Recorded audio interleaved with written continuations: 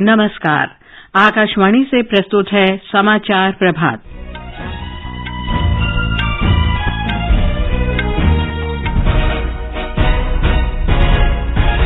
प्रधानमंत्री नरेंद्र मोदी ने ब्रिटेन के प्रधानमंत्री के साथ द्विपक्षीय वार्ता की। दोनों नेताओं ने इस वर्ष के अंत तक मुक्त व्यापार समझौता तय कर लेने का फैसला किया। दोनों देशों के बीच 6 समझौता ज्ञापनों पर हस्ताक्षर किए गए। वित्त मंत्री निर्मला सीतारामन ने विश्व बैंक के अध्यक्ष के साथ कोविड महामारी और रूस यूक्रेन संघर्ष पर चर्चा की। मुख्य निर्वाचन आयुक्त सुशील चंद्रा ने प्रवासी भारतीय समुदाय से विदेशी मतदाता के रूप में पंजीकरण कराने का आग्रह किया। दिल्ली सरकार ने स्कूलों में कोविड संक्रमण का फैलाव रोकने के लिए दिशा निर्देश जारी किए। डॉक्टर सुमन के बेरी नीति आयोग के नए उपाध्यक्ष होंगे। उच्चतम न्यायालय ने धन शोधन मामले में महाराष्ट्र के मंत्री और एनसीपी नेता नवाब मलिक की जमानत याचिका खारिज की। संयुक्त राष्ट्र महासचिव यूक्रेन संघर्ष पर बातचीत के लिए अगले सप्ताह मॉस्को में रूस के राष्ट्रपति व्लादिमीर पुतिन से मिलेंगे। और आईपीएल क्रिकेट में मुंबई में राजस्थान रॉयल्स ने दिल्ली कैपिटल्स को 15 रन से हराया। समाचार प्रभात में रवि कपूर के साथ मैं लवली निगम। प्रधानमंत्री नरेंद्र मोदी ने कहा है कि भारत और ब्रिटेन ने इस वर्ष के अंत तक मुक्त व्यापार समझौता करने का फैसला किया है। नई दिल्ली में कल ब्रिटेन के प्रधानमंत्री बोरिस जॉनसन के साथ द्विपक्षीय वार्ता के बाद संयुक्त प्रेस वार्ता में श्री मोदी ने कहा कि दोनों देश मुक्त व्यापार समझौते पर काम कर रहे हैं। फ्री ट्रेड एग्रीमेंट के विषय पर दोनों देशों की टीम्स काम कर रही है। बातचीत में अच्छी प्रगति हो रही है और हमने इस साल के अंत तक एफटीए के समापन की दिशा में पूरा प्रयास करने का निर्णय लिया है। प्रधानमंत्री ने भारत में चल रहे व्यापक सुधारों, बुनियादी ढांचे के आधुनिकीकरण की योजना और राष्ट्रीय बुनियादी ढांचा पाइपलाइन पर भी चर्चा की। उन्होंने ब्रिटेन की कंपनियों के भारत में निवेश करने का स्वागत किया है। श्री मोदी ने बताया कि दोनों नेताओं ने जलवायु और ऊर्जा साझेदारी को और मजबूत करने का फैसला किया। प्रधानमंत्री ने ब्रिटेन से भारत के राष्ट्रीय हाइड्रोजन मिशन में शामिल होने के लिए आमंत्रित किया। दोनों नेताओं ने क्षेत्रीय और वैश्विक स्तर पर चल रहे घटनाक्रम पर भी चर्चा की। प्रधानमंत्री मोदी ने कहा कि बैठक में स्वतंत्र, खुले, समावेशी और नियम आधारित व्यवस्था के अंतर्गत हिंद प्रशांत क्षेत्र में शांति बनाए रखने पर जोर दिया गया। हमने क्षेत्रीय और वैश्विक स्तर पर हो रहे अनेक डेवलपमेंट्स पर भी चर्चा की। एक free, open, inclusive and rule based order पर आधारित इंडो पैसिफिक क्षेत्र बनाए रखने पर हमने जोर दिया। इंडो पैसिफिक ओशन इनिशिएटिव से जुड़ने के यूके के निर्णय का भारत स्वागत करता है। श्री मोदी ने कहा कि बातचीत के दौरान यूक्रेन में तत्काल संघर्ष विराम और समस्या के समाधान के लिए बातचीत और कूटनीति पर जोर दिया गया। ब्रिटेन के प्रधानमंत्री बोरिस जॉनसन ने कहा कि भारत और ब्रिटेन के बीच साझेदारी वर्तमान की परिभाषित मित्रता में से एक है। उन्होंने कहा कि एक दूसरे के हित के लिए हिंद प्रशांत क्षेत्र को खुला और मुक्त रखना महत्वपूर्ण है। Britain is one of the oldest, and India, certainly the largest democracy, is one of the defining friendships of our times. And what we're doing is taking forward an ambitious 10-year roadmap for British-Indian relations that we agreed last year. And it's vital that we deepen our cooperation, including our shared interest in keeping the Indo-Pacific open and free. So we've agreed a new and expanded defence and security partnership, a decades-long commitment that will not only forge tighter bonds between us, but support your goal of Make in India. Bharat और Britain के बीच 6 समझौतों पर हस्ताक्षर हुए हैं। इनमें से 2 सरकारी और 4 गैर सरकारी समझौते हैं। प्रधानमंत्री नरेंद्र मोदी और ब्रिटेन के प्रधानमंत्री बोरिस जॉनसन के बीच द्विपक्षीय बातचीत के बाद इन समझौतों पर हस्ताक्षर हुए। ब्रिटेन के प्रधानमंत्री भारत की 2 दिन की यात्रा पर आए थे। विदेश सचिव हर्षवर्धन श्रृंगला ने कहा कि ब्रिटेन के प्रधानमंत्री की यात्रा के दौरान रक्षा और सुरक्षा सहयोग वार्ता के प्रमुख क्षेत्र रहे। श्री श्रृंगला ने कहा कि दोनों नेताओं ने रक्षा समझौतों, विशेषकर अत्याधुनिक रक्षा प्रौद्योगिकी के संयुक्त विकास और संयुक्त उत्पादन पर विस्तृत चर्चा की। विदेश सचिव ने कहा कि श्री जॉनसन आर्थिक अपराधियों को भारत वापस भेजने के मुद्दे पर विचार करने पर भी सहमत हुए। जो इकोनॉमिक ऑफेंडर्स हैं जो अभी यूके में हैं उनका जल्दी से जल्दी वापस भारत आना जरूरी है हमारे जस्टिस सिस्टम के पर्सपेक्टिव पे। प्रधानमंत्री जॉनसन ने बताया कि ये मुद्दे उनके लिए भी महत्वपूर्ण है कि वो देखेंगे, उनके ये मामलों पर जरूर रिव्यू करेंगे and he indicated that he was very sensitive to Indian concerns in this regard. वित्त मंत्री निर्मला सीतारामन ने कल वाशिंगटन में विश्व बैंक के अध्यक्ष डेविड माल्पास से मुलाकात की। उन्होंने कोविड महामारी से भारत के उबरने और रूस यूक्रेन युद्ध के असर सहित कई महत्वपूर्ण आर्थिक मुद्दों पर विचार विमर्श किया। आगामी G20 बैठक की भारत की अध्यक्षता और भारत में विश्व बैंक नेतृत्व पर भी चर्चा हुई। वित्त मंत्री ने कहा कि कोविड महामारी के दौरान भारत ने जीवन बचाने और आजीविका उपलब्ध कराने के 2 लक्ष्यों पर ध्यान केंद्रित किया। उन्होंने कहा कि भारत विश्व का दूसरा सबसे बड़ा टीकाकरण अभियान सफलतापूर्वक चला रहा है। वित्त मंत्री ने कहा कि वर्तमान समय में बहुपक्षवाद अधिक महत्वपूर्ण हो गया है क्योंकि विश्व असाधारण रूप से अनिश्चितता के दौर से गुजर रहा है। मुख्य निर्वाचन आयुक्त सुशील चंद्रा ने प्रवासी भारतीय समुदाय से विदेशी मतदाता के रूप में पंजीकरण कराने का आग्रह किया है। उन्होंने प्रवासी भारतीयों से कहा कि इलेक्ट्रॉनिकी संप्रेषित डाक मतपत्र प्रणाली का विस्तार विदेशी मतदाताओं तक करने पर विचार किया जा रहा है। श्री सुशील चंद्रा के नेतृत्व में शिष्टमंडल ने दक्षिण अफ्रीका और मॉरिशस का दौरा किया।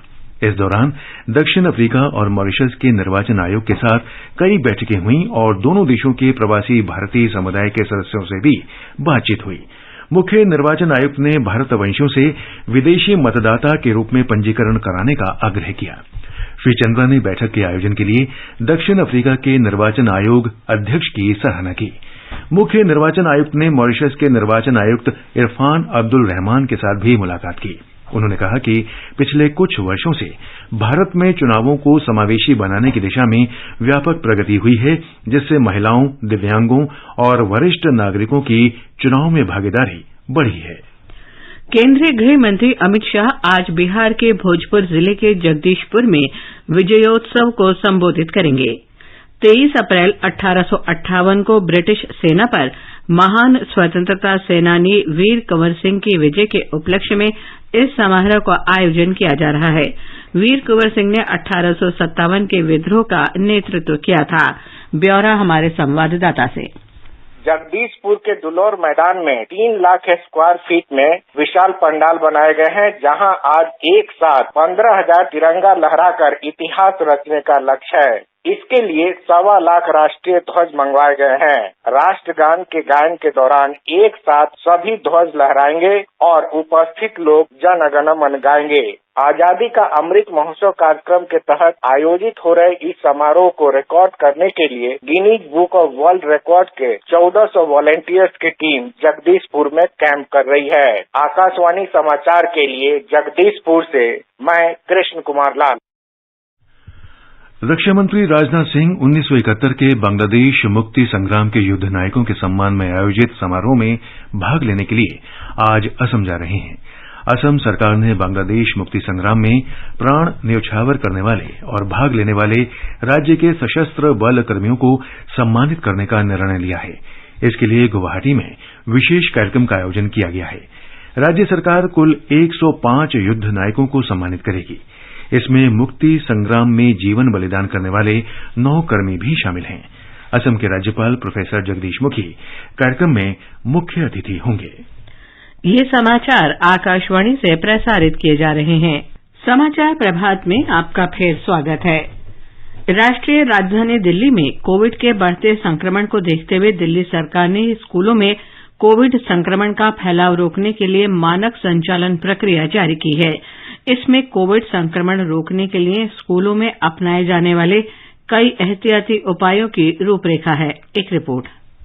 दिशा निर्देशों के अनुसार प्रधानाचार्यों को ये सुनिश्चित करने को कहा गया है कि सभी पात्र विद्यार्थियों, शिक्षण और गैर शिक्षण कर्मचारियों तथा स्कूल के सहायक कर्मचारियों का टीकाकरण होना चाहिए। ये भी सुनिश्चित करने को कहा गया है कि सभी विद्यार्थी और आगंतुक मास्क लगाएं और स्कूल परिसर में स्वच्छता तथा थर्मल स्कैनर, सैनिटाइजर, साबुन और मास्क की पर्याप्त उपलब्धता सुनिश्चित की जाए। सरकार ने स्कूलों से कहा है कि वे विद्यार्थियों को खाने पीने की चीजें और स्टेशनरी साझा करने से बचने का निर्देश दें। अभिभावकों को ये भी सलाह दी गई है कि यदि बच्चे या परिवार के किसी सदस्य में कोविड के लक्षण दिखाई पड़ते हैं तो उन्हें बच्चे को स्कूल नहीं भेजना चाहिए। इसके अलावा स्कूलों से आपात स्थिति में पृथकवास कक्ष की व्यवस्था करने को भी कहा गया है। समाचार कक्ष से फरहत नाज।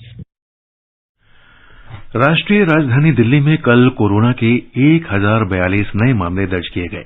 दिल्ली सरकार के स्वास्थ्य बुलेटिन के अनुसार राजधानी में अभी 3,253 रोगियों का उपचार चल रहा है।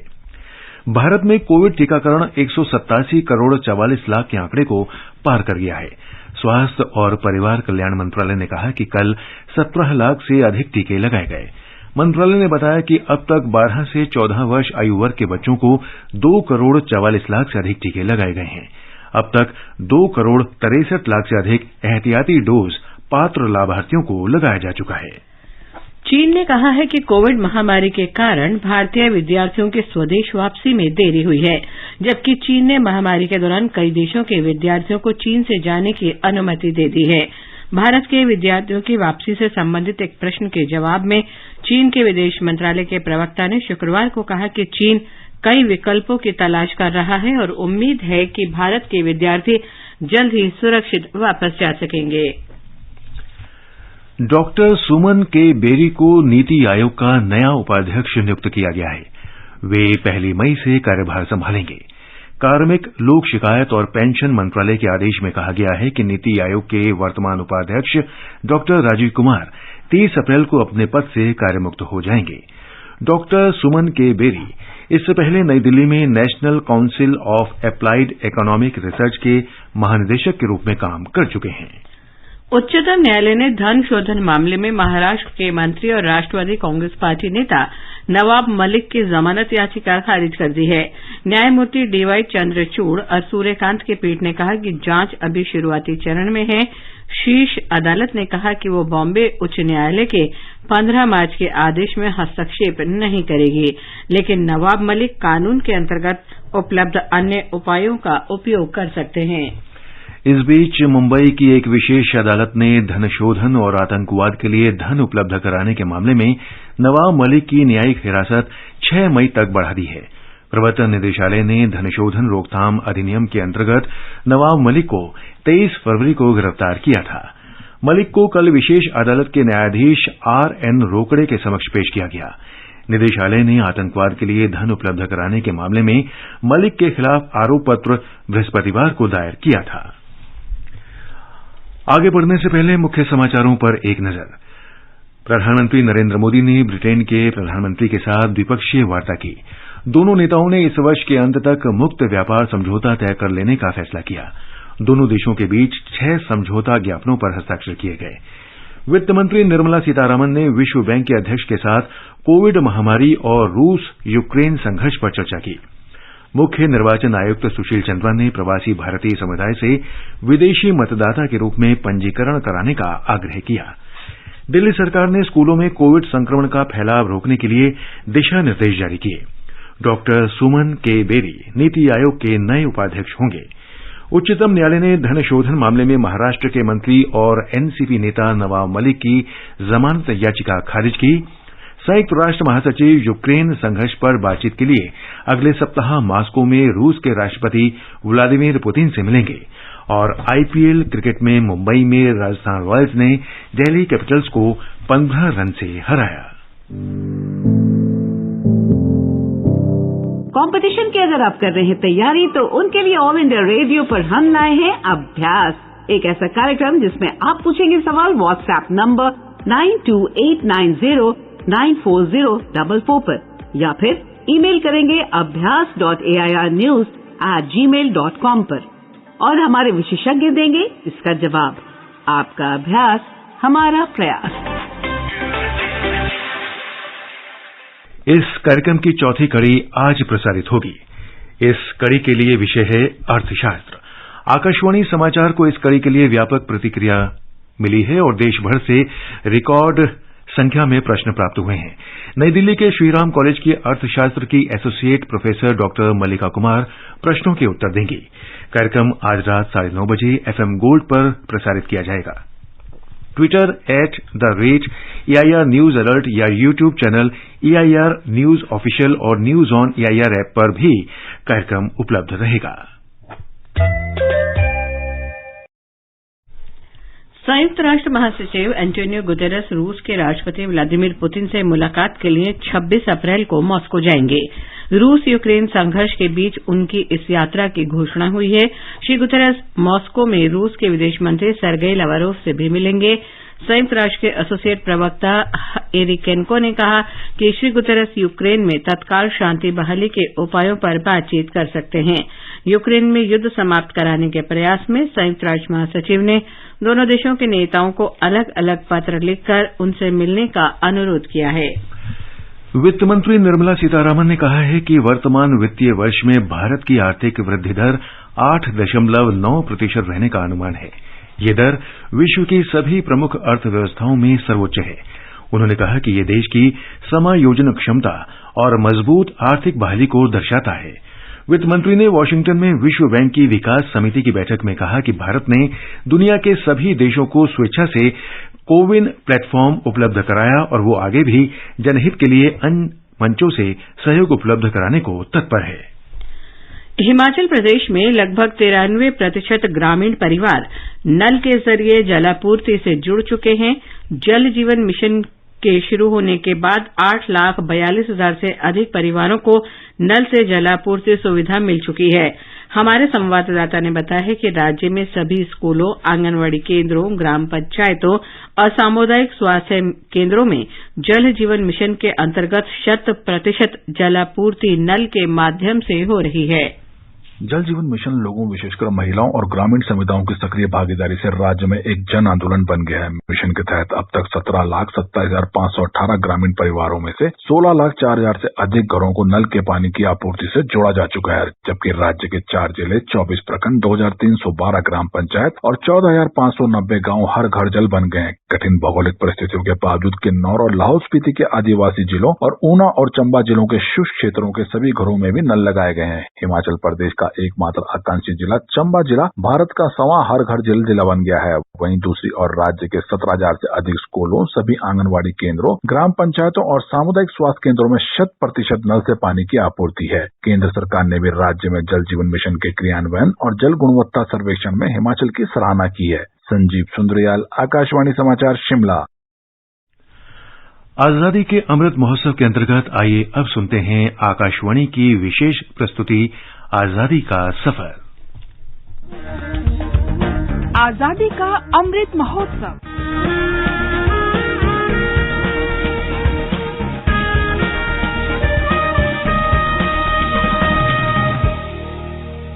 आजादी का सफर आकाशवाणी समाचार के साथ एक राष्ट्र का उदय। भारत का गौरवशाली स्वतंत्रता संग्राम आधुनिक विश्व में घटित महानतम संघर्षों में से एक है। आकाशवाणी समाचार प्रतिदिन आपके लिए लेकर आता है इस स्वतंत्रता आंदोलन की एक झलक।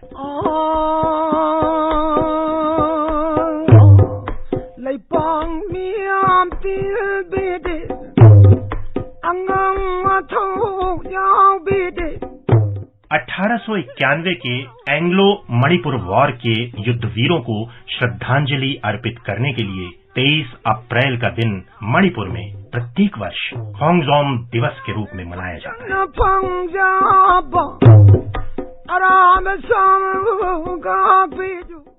मणिपुर के लोगों ने आंतरिक मामलों में ब्रिटिश राज के हस्तक्षेप का भारी विरोध किया।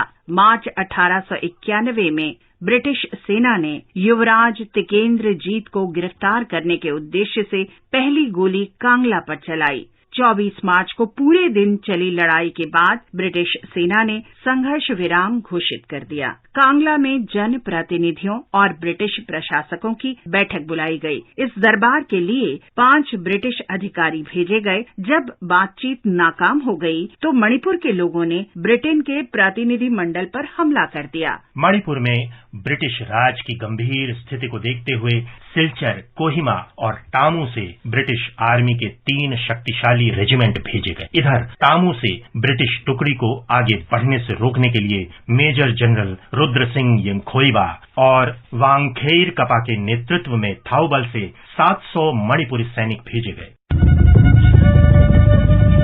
समय की गंभीरता को देखते हुए महाराजा ने ब्रिटिश सेना का मुकाबला करने के लिए पाओना ब्रजवासी और चोंगथा मिया सिंह के नेतृत्व में 400 सिपाहियों को भेजा, लेकिन मणिपुर की सेना में सैनिकों की संख्या कम थी और शत्रु सेना हथियारों में भी कहीं अधिक सबल थी। जब युद्ध शुरू हुआ तो ब्रिटिश सेना की शक्तिशाली तोपें मणिपुर के किले पर कहर बरपाने लगी, लेकिन जांबाज मणिपुरी योद्धा अपने क्षेत्र की रक्षा और मणिपुर की आजादी के लिए आखिरी सांस तक लड़ते रहे।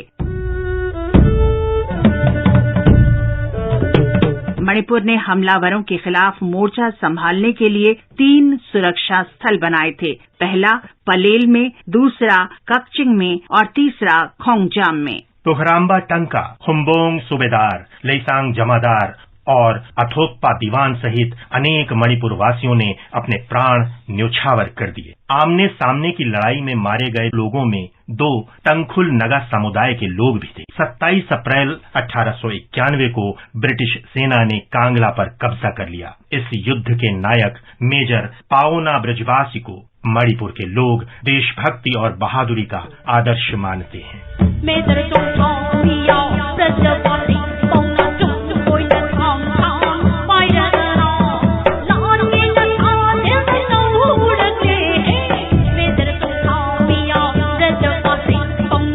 मेजर पाओना ने अपनी आखिरी सांस तक अंग्रेजों के सामने समर्पण करने से इनकार कर दिया और गुलामी की जगह मौत को गले लगाने का फैसला किया।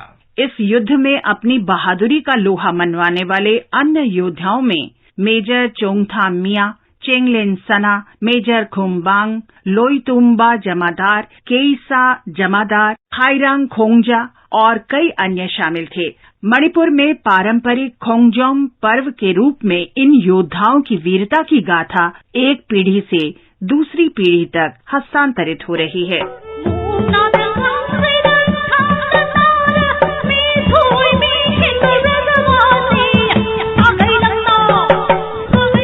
इस दिन पूरा मणिपुर खोंगजोम युद्ध स्मारक परिसर में अपने शहीदों को श्रद्धांजलि अर्पित करता है। ये स्मारक इम्फाल से 35 किलोमीटर दूर थाउबल जिले में उसी स्थल पर निर्मित है जहां मणिपुर और ब्रिटिश सेना के बीच लड़ाई हुई थी। ये स्मारक मणिपुर के लोगों की देशभक्ति और वीरता का जीवंत प्रतीक है। जो मरवानो सीखी ले तो जीवन नो अधिकार तने, जो कंटक ने रस्ते चाले फूलो नो सरकार। आज हम गुजरात में सूरत में रहने वाले विट्ठल भाई को भी श्रद्धांजलि अर्पित कर रहे हैं। विट्ठल भाई बारदोली में एक स्कूल शिक्षक थे। उन्होंने 1930 के वन सत्याग्रह और अप्रैल 1930 में नमक सत्याग्रह में सक्रियता से भाग लिया था। नवसारी में नमक सत्याग्रह के दौरान पुलिस लाठीचार्ज में वे गंभीर रूप से घायल हो गए। उन्हें नवसारी के अस्पताल में भर्ती कराया गया, जहां 23 अप्रैल को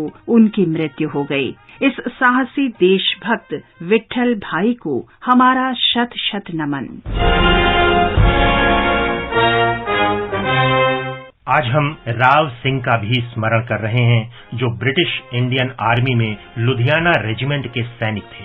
उन्होंने 1857 में ब्रिटिश राज के खिलाफ आजादी की लड़ाई में सक्रिय भाग लिया। ब्रिटिश सैनिकों ने उन्हें पकड़ लिया और उन पर विद्रोह और राजद्रोह का अभियोग लगाया गया। राव सिंह को मौत की सजा सुनाई गई और 23 अप्रैल 1858 को फांसी दे दी गई।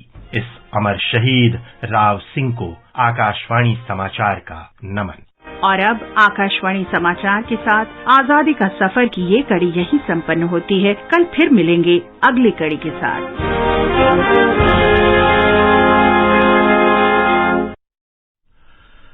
यदि आप खाद्य व्यवसायी हैं तो आपके पास FSSAI का लाइसेंस होना चाहिए या आप इसके साथ पंजीकृत होने चाहिए। लाइसेंस और पंजीकरण के लिए फॉस्कोस पोर्टल पर विजिट करें या FSSAI हेल्पलाइन नंबर 1800 112100 पर कॉल करें। केरल संतोष ट्रॉफी फुटबॉल प्रतियोगिता के सेमीफाइनल में पहुंच गया है। कल मंजेरी में उसने पंजाब को 2-1 से हराया। कल ही मल्लापुरम में पश्चिम बंगाल ने मेघालय पर 4-3 से जीत दर्ज की। आज मल्लापुरम में कर्नाटक का सामना मणिपुर से होगा और मंजेरी में ओडिशा का मुकाबला गुजरात से होगा। उधर आईपीएल क्रिकेट में कल रात मुंबई के वानखेड़े स्टेडियम में राजस्थान रॉयल्स ने दिल्ली कैपिटल्स को 15 रन से हरा दिया। आज कोलकाता नाइट राइडर्स का मुकाबला गुजरात टाइटंस से और रॉयल चैलेंजर्स बेंगलोर का सामना सनराइजर्स हैदराबाद से होगा। और अभी आप बताएं आज के समाचार पत्रों में क्या विशेष है। जी धन्यवाद लवलीन। ब्रिटेन के प्रधानमंत्री बोरिस जॉनसन की भारत यात्रा से संबंधित खबरें सभी अखबारों में हैं। हिंदुस्तान की पहली खबर है, जॉनसन बोले भारत विरोधियों को ब्रिटेन में जगह नहीं। भारत में अपने स्वागत से अभिभूत बोरिस जॉनसन का ये कहना उन्हें ऐसा महसूस हो रहा है कि जैसे वो सचिन तेंदुलकर या अमिताभ बच्चन हों, को दैनिक जागरण सहित सभी अखबारों ने प्रमुखता से दिया है। बड़े लेन देन करने वालों को भी भरना होगा रिटर्न, शीर्षक से हिंदुस्तान लिखता है 60 लाख से अधिक लेन देन वालों के लिए होगा अनिवार्य। उच्चतम न्यायालय का यह फैसला कि हादसे के बाद एयरबैग में हुई गड़बड़ी तो कंपनी भरेगी जुर्माना, नवभारत टाइम्स में है। अमेरिका के पूर्व राष्ट्रपति बराक ओबामा की ये चिंता कि सोशल मीडिया की गलत जानकारियां लोकतंत्र के लिए खबर बन रही हैं, दैनिक भास्कर में है। राजस्थान पत्रिका ने संकट में वन शीर्षक से लिखा है, खौफनाक और भयावह होती जंगल की आग, जंगलों में आग की घटनाएं 57% तक बढ़ने की आशंका। पृथ्वी दिवस पर कल हुए कार्यक्रमों की खबरें भी अखबारों में हैं। अमर उजाला कहता है, मिट्टी की सेहत सुधारने के लिए बड़ा अभियान, कश्मीर से कन्याकुमारी तक उठ खड़े हुए लोग, देश की 80 शहरों से लोगों ने कार्यक्रम में हिस्सा लिया। कृषि निर्यात बढ़ाने के मौके को चूकना नहीं चाहेगा भारत, दैनिक जागरण की खबर है। पत्र आगे लिखता है, $5 ट्रिलियन की अर्थव्यवस्था में कृषि की होगी अहम भूमिका। और अंत में मुख्य समाचार एक बार फिर। प्रधानमंत्री नरेंद्र मोदी ने ब्रिटेन के प्रधानमंत्री के साथ द्विपक्षीय वार्ता की। दोनों नेताओं ने इस वर्ष के अंत तक मुक्त व्यापार समझौता तय कर लेने का फैसला किया। दोनों देशों के बीच 6 समझौता ज्ञापनों पर हस्ताक्षर भी किए गए। वित्त मंत्री निर्मला सीतारामन ने विश्व बैंक के अध्यक्ष के साथ कोविड महामारी और रूस यूक्रेन संघर्ष पर चर्चा की। मुख्य निर्वाचन आयुक्त सुशील चंद्रा ने प्रवासी भारतीय समुदाय से विदेशी मतदाता के रूप में पंजीकरण कराने का आग्रह किया। दिल्ली सरकार ने स्कूलों में कोविड संक्रमण का फैलाव रोकने के लिए दिशा निर्देश जारी किए। डॉक्टर सुमन केबेरी नीति आयोग के नए उपाध्यक्ष होंगे। उच्चतम न्यायालय ने धन शोधन मामले में महाराष्ट्र के मंत्री और एनसीपी नेता नवाब मलिक की जमानत याचिका खारिज कर दी। संयुक्त राष्ट्र महासचिव यूक्रेन संघर्ष पर बातचीत के लिए अगले सप्ताह मॉस्को में रूस के राष्ट्रपति व्लादिमीर पुतिन से मिलेंगे। और आईपीएल क्रिकेट में मुंबई में राजस्थान रॉयल्स ने दिल्ली कैपिटल्स को 15 रन से पराजित किया। इसके साथ ही समाचार प्रभात का ये अंक समाप्त हुआ। नमस्कार।